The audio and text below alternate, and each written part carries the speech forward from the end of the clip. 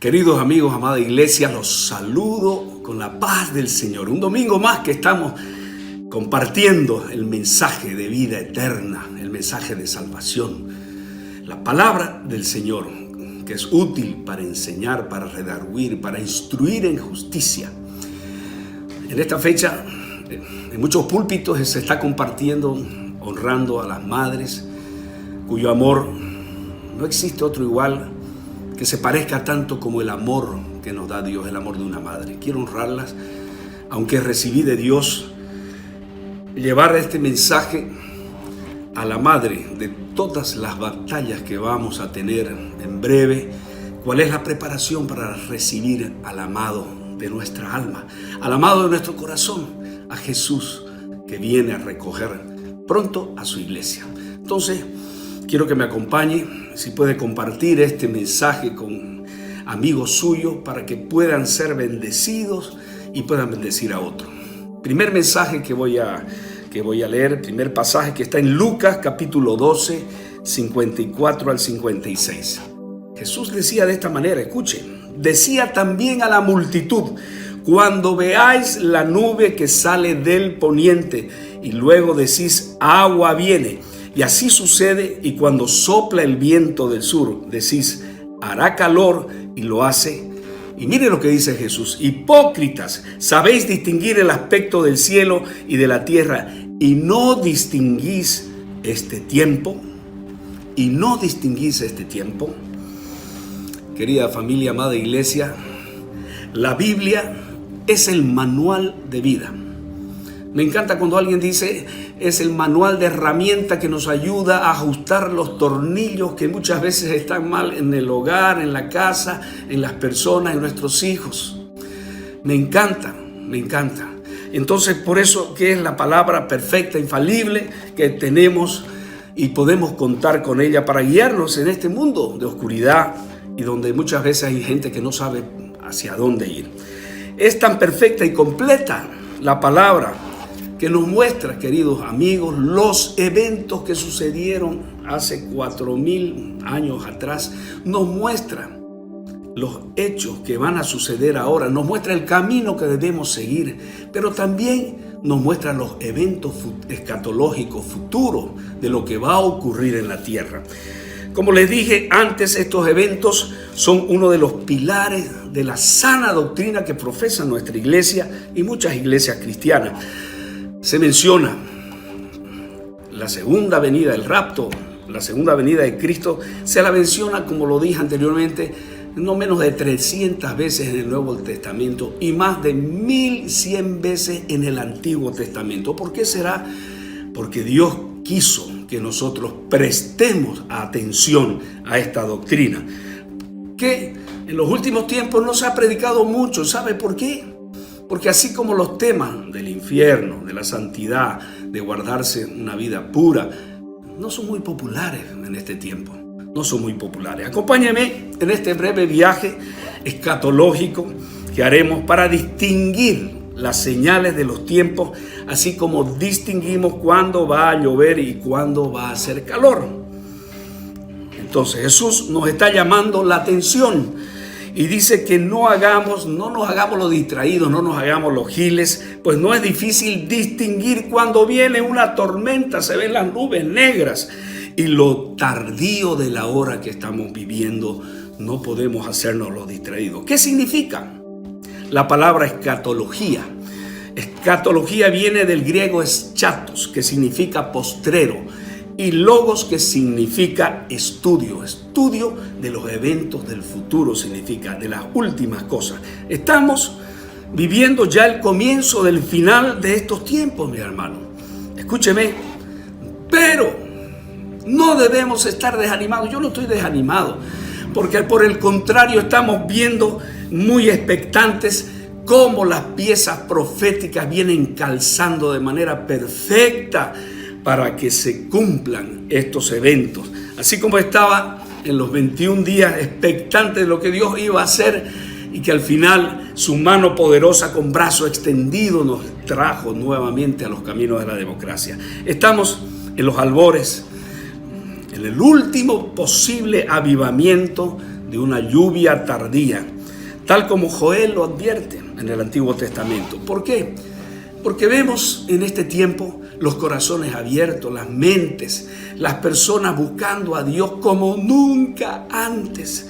Es la misericordia de Dios que se está manifestando, mis queridos hermanos, para que nuestros parientes, nuestros amigos, nuestros vecinos procedan al arrepentimiento, volvernos a Dios, preparar nuestras casas, preparar nuestros ágapes. La Biblia dice que en los posteros tiempos habrá gente que tendrá hambre, pero no hambre simplemente de pan, de locrito, de majadito, sino hambre de la palabra de Dios. Y aunque todo amenaza en empeorar y oscurecer, pero escuche bien, mientras la noche se vuelva más oscura, nosotros, ustedes que somos los hijos de la luz, vamos a resplandecer más, porque la gente necesita luz, porque la gente está pasando una noche negra, porque necesita esperanza. Y Cristo nos dijo: vosotros sois la luz del mundo, y una luz no se la esconde debajo del almud, dice, se la pone delante para que lleve y alumbre mucha luz. Somos luminares. 1 Tesalonicenses 5:5 dice: porque todos vosotros sois hijos e hijas de la luz del día, no somos de la noche ni de las tinieblas. Dios no hace nada, mis queridos hermanos, y esto es muy motivador, sin que se lo revele a sus profetas, sin que se lo revele a sus hijos, a sus escogidos, así como lo hizo con Abraham, como lo hizo con Lot, cuando iba a venir destrucción repentina sobre Sodoma y Gomorra. Y la palabra de Dios claramente nos dice que en estos tiempos críticos tampoco el Señor nos va a abandonar. Amós 3:7 dice: porque no hará nada Jehová el Señor sin que revele su secreto a sus siervos. ¡Wow! Su secreto. ¿Pero dónde está su secreto? Su secreto está cuando nosotros en el lugar secreto de intimidad con Dios vamos y le buscamos. Hoy es un tiempo donde tenemos que volvernos a Dios, buscar ese lugar secreto, esa intimidad, ese lugarcito en tu casa donde tú sientes paz y puedes hablar con el Padre como con un amigo. Te comunicas con Él. Vamos a distinguir 7 señales de este tiempo.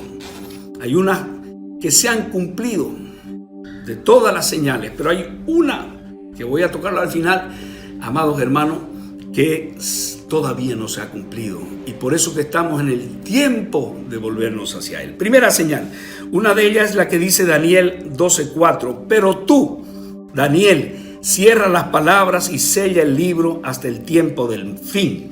Muchos correrán de aquí para allá y la ciencia aumentará.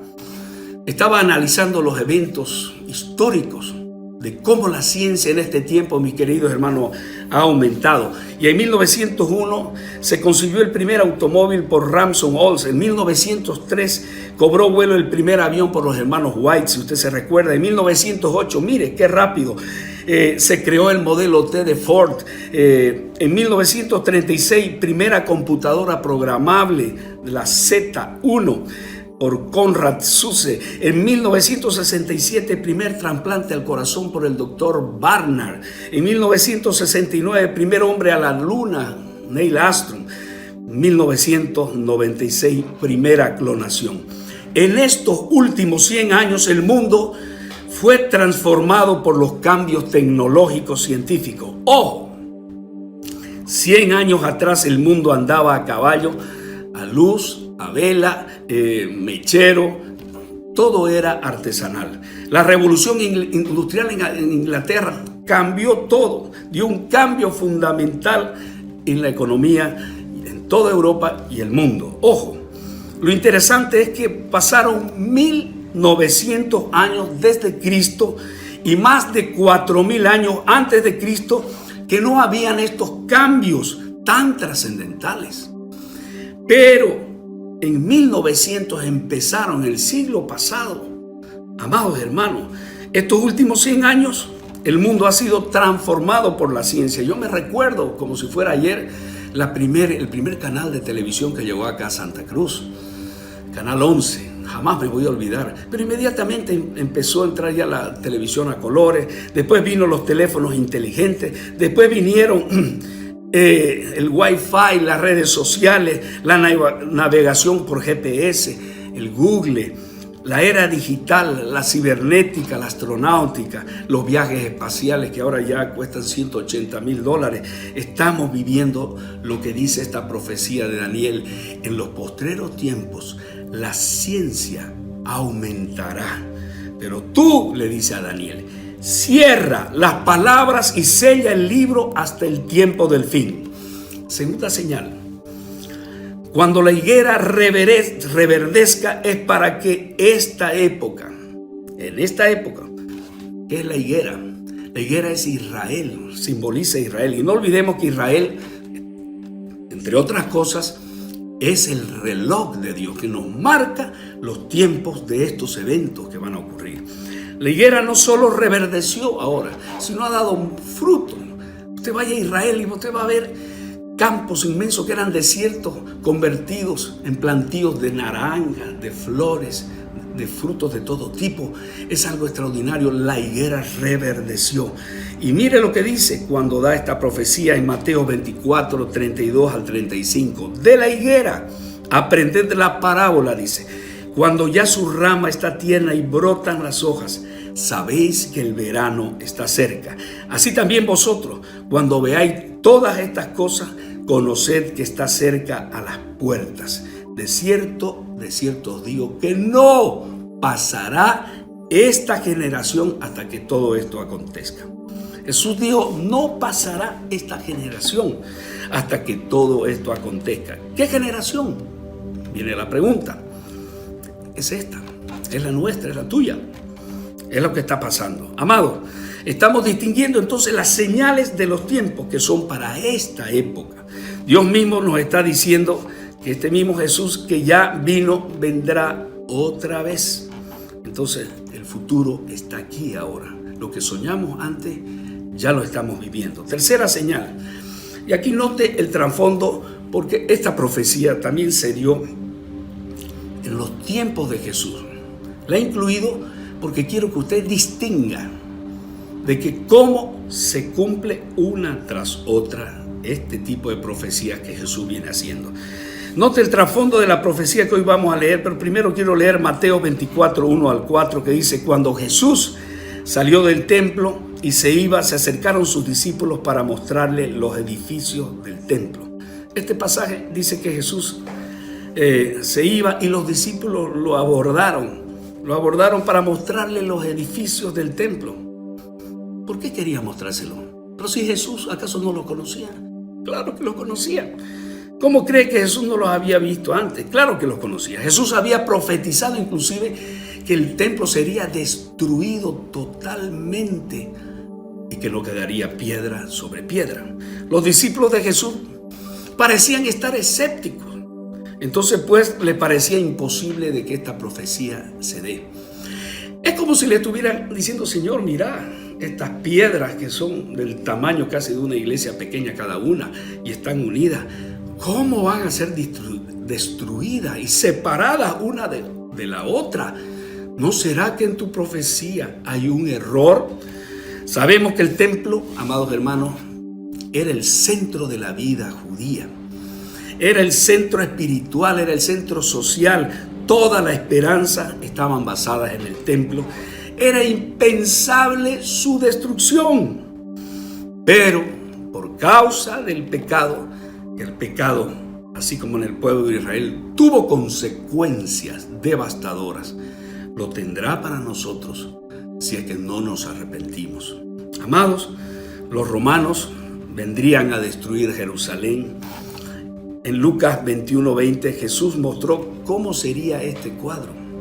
¿Cómo sería este cuadro? Y lo anunció y dijo así en Lucas 21:20. Pero cuando vieres a Jerusalén rodeada de ejércitos, sabed entonces que su destrucción ha llegado.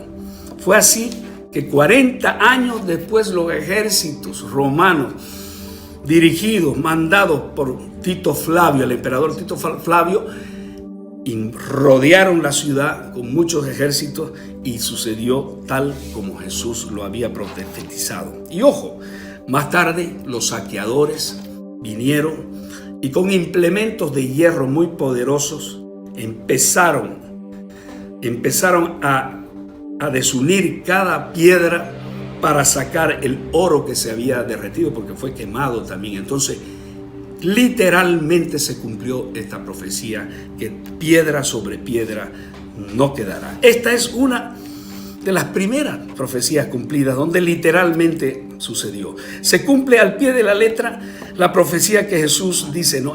Eso, ¿qué es lo que nos debe enseñar en esta oportunidad, mis queridos hermanos? Que de la misma manera que se profetizó y sucedió y aconteció, y las 30 profecías de la muerte de Jesús que sucedieron, así mismo va a suceder con todas estas profecías que estoy compartiendo.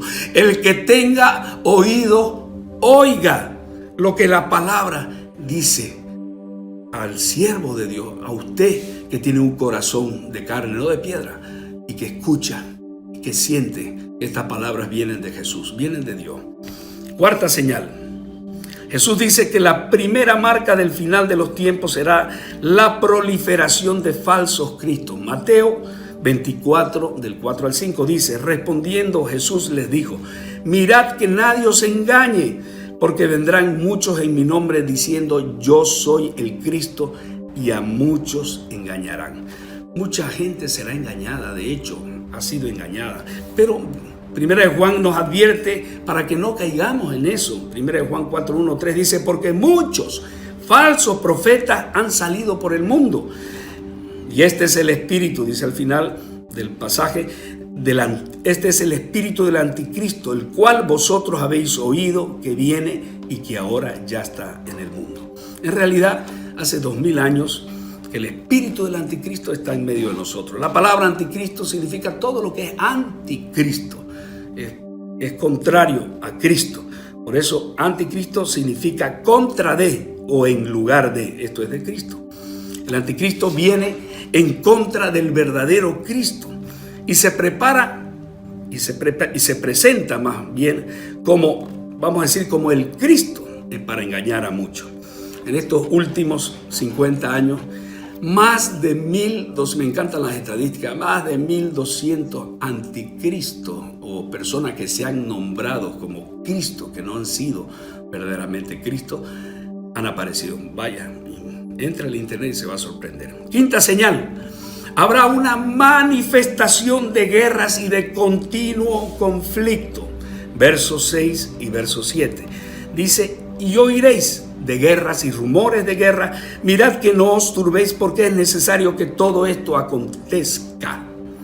Entonces, desde el momento que Jesús hizo esta declaración hasta la fecha, han pasado 2000 años que han estado plagados del continuo espectro de la guerra. Y cada vez las guerras han venido creciendo en número y en intensidad. La pregunta es, mi hermano, que nos surge de esto que estoy diciendo, ¿cómo es posible que en 2000 años el hombre no haya podido resolver el problema de la guerra y hacer de un mundo un lugar más seguro? Yo me recuerdo que desde niño escuchaba la guerra, los rumores de guerra. En 1967, me recuerdo estábamos escuchando en una radio que la conservo en mi propio living ahora. Mi madre nos dijo, venga, escuchemos, Israel está en guerra. Había empezado la guerra en los 6 días y jamás voy a olvidar eso. Pero después, ¿qué cosa vino? Vino la guerra de Vietnam, vinieron otras guerras, la guerra de Irak, de Afganistán, muchas otras guerras. El mundo ha estado plagado de guerra. Jesús dijo que jamás iba a ser segura la tierra. Y escuche esto, en 6,000 años de vida, preste atención, registrada por el hombre, se calcula que 600 millones de personas murieron por causa de la guerra. Pero lo aterrador de esto, mis hermanos, es que la mitad, o sea, 300 millones de personas han muerto solo en 1900. Esta generación dice, una vez pasen estas cosas, el Señor dice que viene. Es prestada atención. ¿Entendió? Entonces la mitad de los que han muerto, 6.000 años, han muerto desde 1900. Parece que estamos entrando al clímax de la consumación y parece que seremos la generación que expectará y que vivirá estos eventos. Por eso, mis queridos hermanos, es necesario que te prepares. Es necesario que busques a Dios con todo tu corazón y cumplas el primer gran mandamiento que dice: ama a tu Señor con todo tu corazón, tu mente, tu alma y tus fuerzas. Ama y ama a tu prójimo como a ti mismo.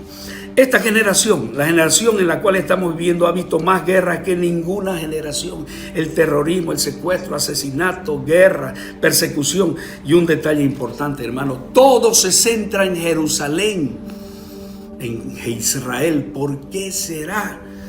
¿Por qué será? Porque ya lo dije anteriormente, Israel es el reloj de Dios. Tenemos que estar mirando, porque muchas de las señales, como la higuera, como otras que vamos a nombrar, están relacionadas con el pueblo de Israel. Fíjese lo que dice Zacarías para entender este punto. 12, del 2 al 3, dice: he aquí, yo pongo a Jerusalén por copa que hará temblar a todos los pueblos de alrededor de Judá. ¿Acaso no estaba en guerra contra 5 países al mismo tiempo y ha ganado esa guerra? Mire cómo se cumplen las profecías. Y aquel día yo pondré a Jerusalén por piedra pesada, y a todos los pueblos. Los que se la cargaren serán despedazados. Bien que todas las naciones de la tierra se juntarán contra ella. Se juntarán contra ella, pero no podrán.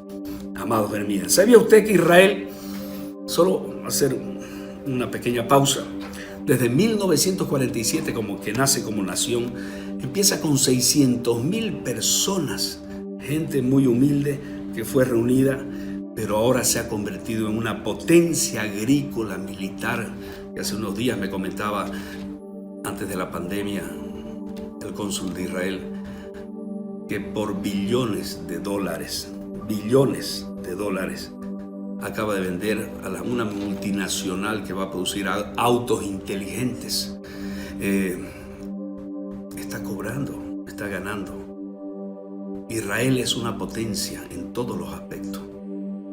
Amados hermanos, segunda parte de la quinta señal que estamos hablando. Mateo 24:7 dice: porque se levantarán nación contra nación, reino contra reino, y habrán, escuche, pestes, hambre, terremotos en diferentes lugares, y todo esto será principio de dolores. Nación contra nación, ya lo hemos visto en la Primera, Segunda Guerra Mundial, la guerra de Corea, la guerra de Siria, de Israel, etcétera, etcétera.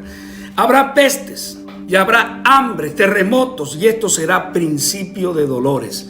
Hemos visto la peste negra, la peste bubónica, que en 1400 mató a la mitad de la población en Europa y a 100 millones de personas en todo el mundo. Hoy el coronavirus está haciendo no menos estragos, hermano. No sabemos hasta cuándo va a durar, pero sabemos que esto forma parte de estas pestes, hambres y terremotos. El famoso filántropo Bill Gates, que anunció, que pronosticó la llegada del coronavirus, acaba de decir que aparecerá otro virus mucho peor, que exterminará el 30% de la población. ¿Será que no nos tenemos que preparar?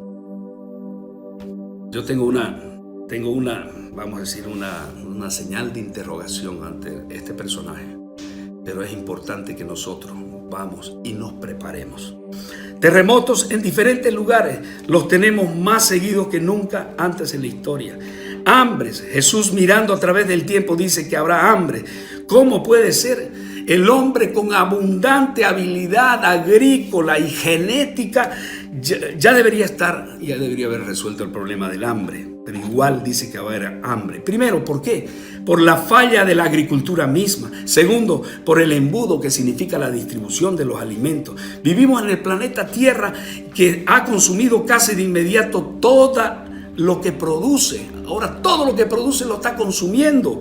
Ya no tenemos graneros bien abastecidos. como antes. Amados hermanos, un conocido biólogo, lo recogí, y sociólogo, citó textualmente y dijo esto, que tenemos que prestar atención también. El planeta Tierra ya no es una sociedad sostenible. Con la población mundial duplicada 2 veces en el siglo pasado, la Tierra está obligada a producir alimentos. Y la consecuencia de esto es que la 1/4 parte de la Tierra se está tornando estéril. Y además, ¿sabe qué? Se está erosionando. La Biblia enseña que durante la gran tribulación va a haber hambre terrible. Usted tendrá que pagar 500 o 700 bolivianos. ¿Sabe por qué? Por un par de libras de trigo para hacer unos cuantos panes. China dejó de ser la primera exportadora de grano, ahora ya no lo es. Argentina hace mucho que dejó de serlo. Brasil también, porque ha dedicado millones de toneladas de maíz. ¿Sabe para qué? Para producir alcohol como combustible, porque no han pensado en esto que se viene a la tierra. Sexta señal, y voy terminando: habrá una persecución y difamación de los cristianos verdaderos. Mateo 24, 9 al 10, dice así: entonces os entregarán a tribulación, los matarán y seréis aborrecidos de toda la gente por causa de mi nombre. Muchos tropezarán, entonces se entregarán unos a otros y otros se aborrecerán. Ahí vamos a ver cuántos cristianos que solo calentaban los bancos en la iglesia van a ser cristianos de verdad o cristianos nominales, o van a desaparecer de la iglesia. Ojo, vendrá persecución. Si amamos al Señor Jesús, vamos a ser perseguidos. Y de hecho ya en este tiempo viene siéndolo.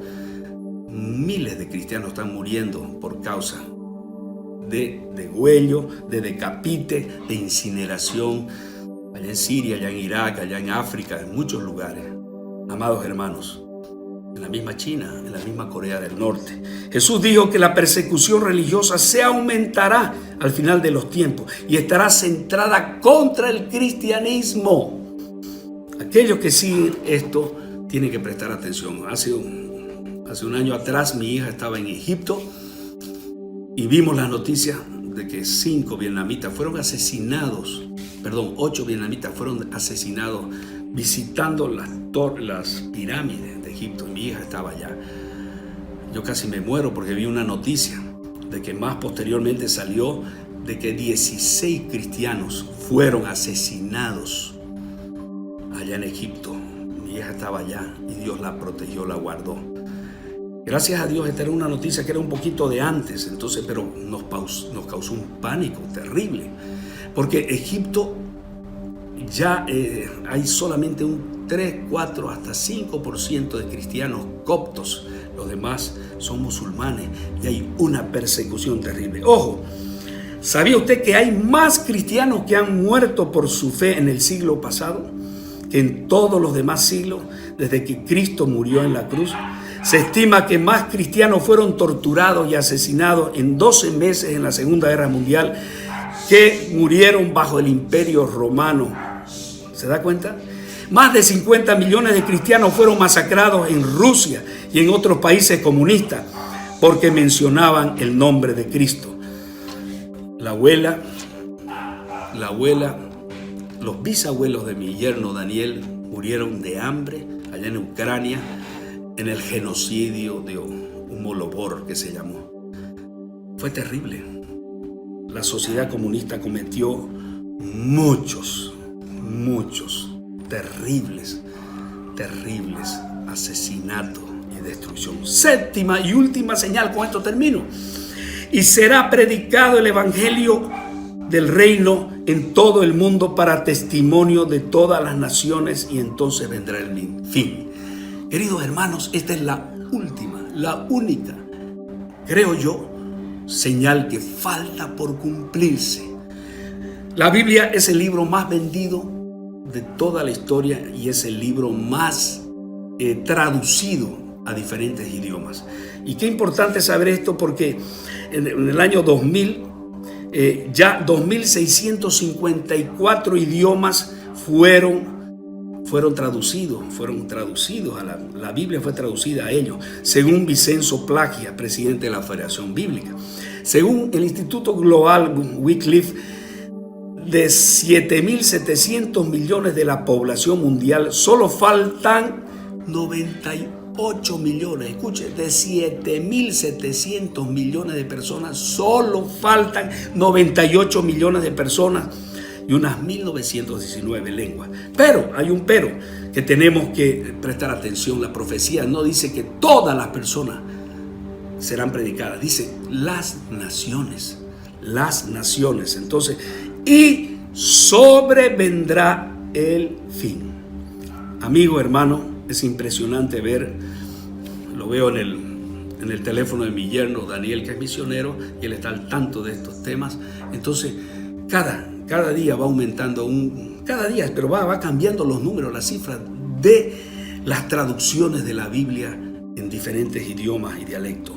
Como dice Jesús: hipócritas, sabéis distinguir el aspecto del cielo. Ojo, me vuelvo al primer versículo que leí del cielo y de la tierra. ¿Y cómo no distinguís este tiempo?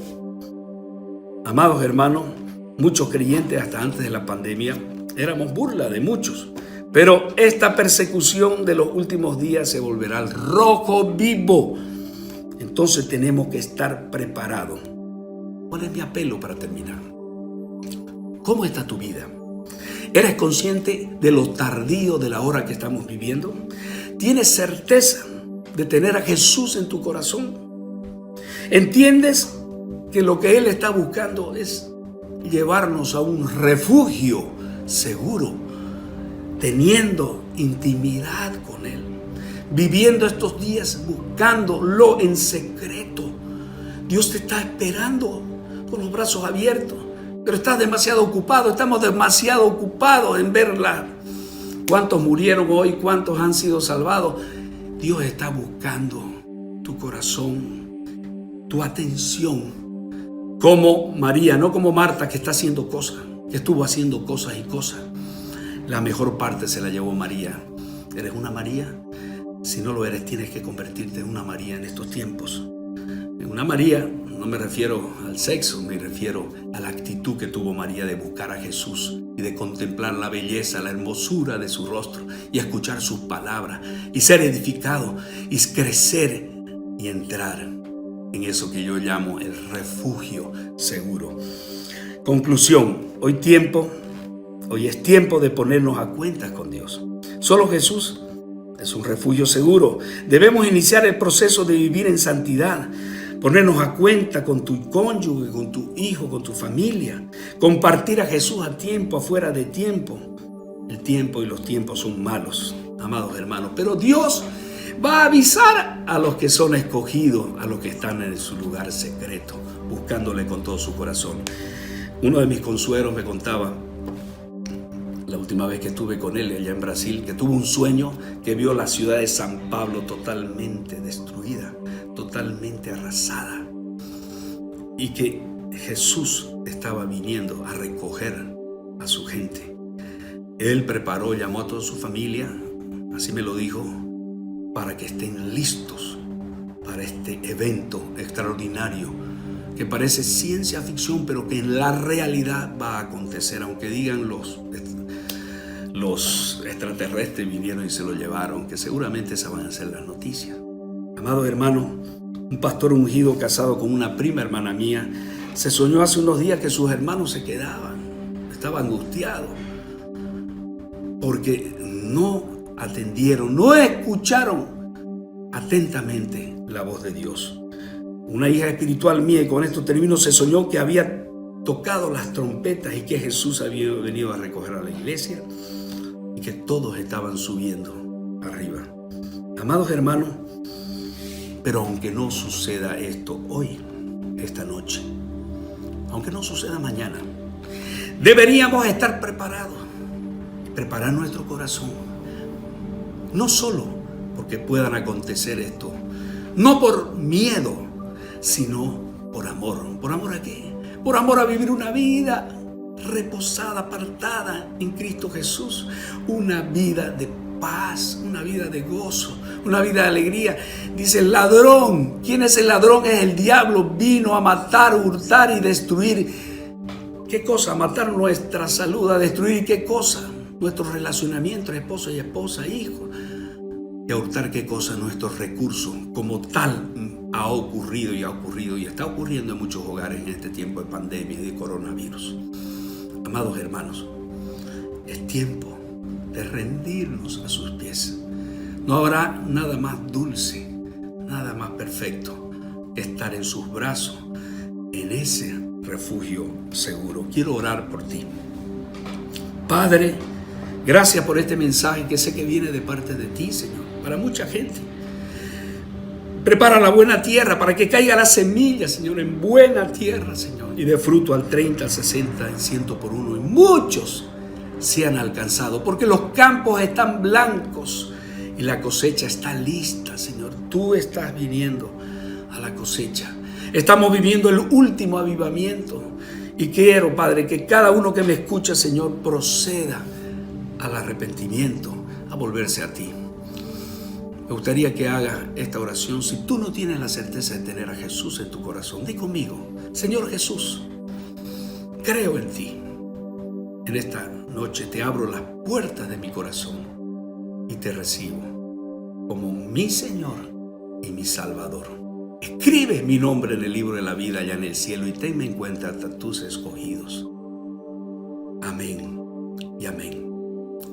Comparte con otros este mensaje, que puede ser de gran utilidad, puede ser la última mano de salvación. Tal vez, no lo sabemos, el día ni la hora, no lo sabemos cuándo va a venir, pero debemos estar preparados, como las 5 vírgenes prudentes que estaban con sus lámparas llenas de aceite, quiere decir con el Espíritu Santo, llenos del Espíritu Santo por caminar con Dios, por estar en intimidad con Dios en el lugar secreto. Que Dios te bendiga.